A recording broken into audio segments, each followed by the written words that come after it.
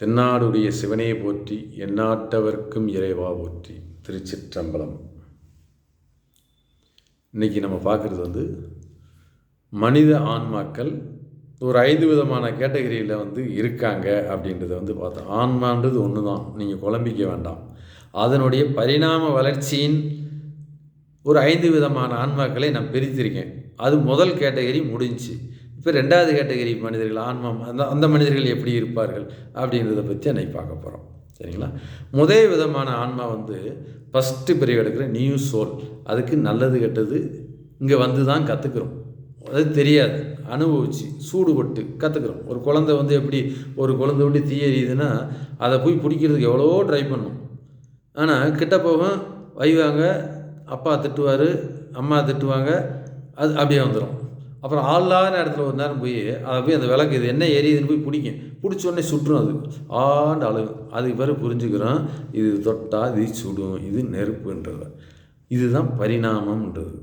இந்த first soul அந்த மாதிரி கற்றுக்கிட்டு அடுத்த ஸ்டேஜுக்கு வருது. அடுத்த ஸ்டேஜுக்கு வரும்போது என்னென்னா, இது 2வது விதமான மனிதர்கள். இவர்கள் எப்படி இருப்பாங்கன்னா, இந்த சோல் முழுக்க முழுக்க பொண்ணு மேலேயும் பொருள் மேலேயும் புகழ் மேலேயே ஆசைகள் தீராத மோகங்கள் இருக்கும்.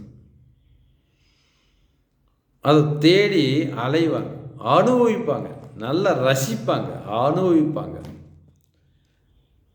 எதையெல்லாம் அந்த உலகம் செய்யல அதையெல்லாம் செய்யணும்னு நினைப்பாங்க. இவங்களோட ஆசைக்கு ஒரு அளவே இருக்காது. மென்மேலும் மென்மேலும் மென்மேலும் பொருள்களை சேர்த்துப்பாங்க. நிறைய இடத்துக்கு சுற்றுவாங்க, நிறைய ஜாலி பண்ணுவாங்க, நிறைய என்ஜாய் பண்ணுவாங்க.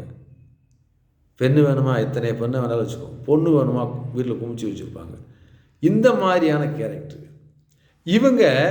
இந்த லைனில் போய் நிறைய சேர்த்து பண்ணி என்ன பண்ணுவாங்க, நிறையா அன்பையும் சேர்த்துக்குவாங்க, ஏகப்பட்ட பகைமையும் சேர்த்துக்குவாங்க. ஒரு ஆன்மா, இந்த ஆன்மா. இந்த ஆன்மா என்ன பண்ணும்னா, நம்மளை யாராவது இவங்க ஏற்று பேசுகிறாங்கன்னா அவங்கள பழி வாங்க காத்துட்ருக்கோம். அந்த மாதிரி ஒரு கேரக்டரில் ஒரு வடிவம் உள்ள ஒரு மனிதர்கள் இவர்கள். இவர்கள்ட்ட நீ நல்லது கெட்டது எதை பற்றி சொன்னாலும் எனக்கு தெரியல, நீ வேலையை பார்த்துட்டு போன்னுவாங்க.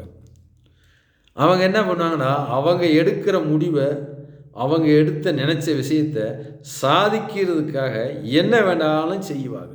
இந்த மாதிரி ஒரு சில மனிதர்கள். இவர்கள் சம்பாரித்து குமிச்சு பேரும் புகழ் எல்லாம் பெற்றும் மீண்டும் வாழணும்னு எண்ணம் வரும். இப்போ இவங்களுக்கு பொண்ணு பொருள் செழிம்பாக இருக்கும். ஆனால் உள்ளே என்ன இருக்குன்னா, போராட்டங்கள் இருக்கும், வருத்தங்கள் இருக்கும்,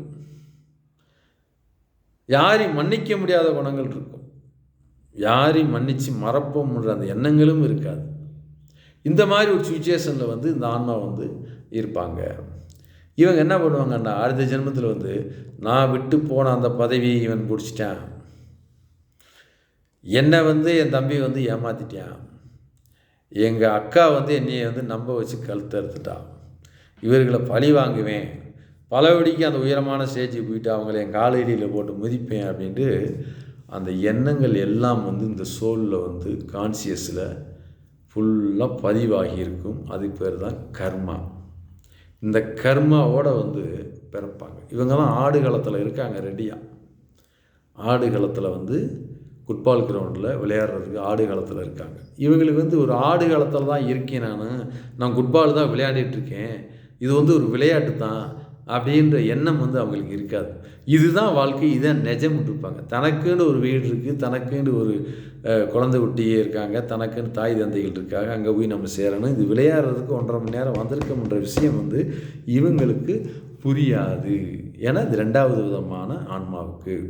அப்போ இந்த இடத்துல நான் சொல்ல வர்றது என்னென்னா, நீங்கள் மனிதர்களை இனம் கண்டு அவருடைய பழக்க வழக்கங்களை நீங்கள் அவர்கள் வளர்த்து கொள்வதும் இல்லைன்னா பழக்க வழக்கத்திலிருந்து வெளியில் வர்றதும் உங்களுடைய பொறுப்பு. நீங்கள் புரிஞ்சிருக்கணும் அவங்களுக்கு. இவர் இதுக்கு தான், இவர் இந்த மாதிரி, இவர் இந்த மாதிரி, இவர் இதை தேடுறாரு அப்படின்ட்டு. நீங்கள் ஒரு காமெடி கஞ்சத்தனமாக இருக்கிற ஒரு ஆளாக இருந்தால் செல்வந்தன்ட்ட போய் அதை இதை கேட்டு பெறலாம், எனக்கு நிறைய செல்வம் வேணும், அது வேணும், இது வேணும். இதே ஒரு நாணம் உள்ளவங்கிட்ட போயிட்டு நீ அவங்ககிட்ட போய் கிளவச்சே உனக்கு என்ன கிடைக்கும்? ஒரு மண்ணும் கிடைக்காது. உனக்கு அறிவே வேணால் வளர்த்துக்கலாம், அது உனக்கு தேவையே இல்லையே. அப்போ அவனுடைய உதவி உனக்கு தேவையில்லை. இப்போ தேவை யார்? உனக்கு பொண்ணு பொருள் யார் வச்சுருக்காங்களோ அவங்ககிட்ட போய் பழகிறது, பண்ணுறது, இந்த மாதிரி பண்ணுறது. இப்படி மனிதர்களை இனம் கண்டு கொள்ளுங்கள். நீங்கள் பெரிய அறிவாளோட அறிவை மட்டும் நீங்கள் வளர்க்குறதுக்கு அவர்கிட்ட போங்க. செல்வந்தர்களோட பழகுங்க, அவருடைய செல்வத்தை உங்களுடைய செல்வத்தை பெருக்குவதற்கு. பெரிய அப்பாவிகளோட பழகுங்க, உங்களுடைய வேலைகளை நீங்கள் யூஸ் பண்ணுவதற்கு அவர்களை பயன்படுத்துங்கள். சரிங்களா? இதை இனம் கண்டறியுங்கள். கணவன், மனைவி, குழந்தை இவங்களோடலாம் உங்களுக்கு பிரச்சனை குடும்பத்தில் வர்றதுக்கு மெயின் காரணமே என்னடா, யார் யார் எந்தெந்த மாதிரி கேரக்டர்னு உங்களுக்கு தெரியாதனால தான். உங்களை மாதிரியே அறிவாக இருக்கணும், உங்களை மாதிரியே பிடிவாதமாக இருக்கணும், உங்களை மாதிரியே தேசப்பற்றோடு இருக்கணும், உங்களை மாதிரியே பக்தியாக இருக்கணும் அப்படின்னு நீங்கள் நினச்சி உங்கள் வாழ்க்கையை தொலைச்சிடுறீங்க. மனைவி நல்லா புரிஞ்சுக்க, இந்த பூலோகத்தில் நீங்கள் எதை நோக்கி எதை விரும்பி பயணமாகறீங்களோ அது ஒரு நாளைக்கு வெறுப்பை கொடுத்துரும்.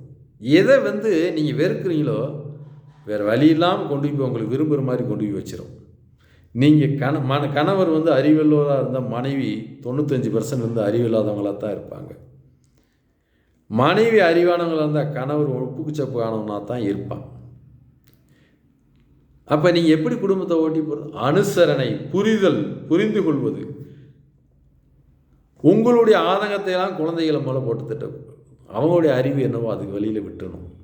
அவர்களை நீங்கள் வசியப்படுத்துகிற மாதிரி உங்களுக்கு கீழே வச்சுக்கிட்டு பண்ண முடியாது, ஒரு நாளைக்கு வெடிச்சு போயிடும். அதனால் லைஃப்பை புரிந்து கொண்டு வாழுங்கள். 3வது கேட்டகரி மக்களை நாளை சந்திக்கிறேன். நன்றி, வணக்கம்.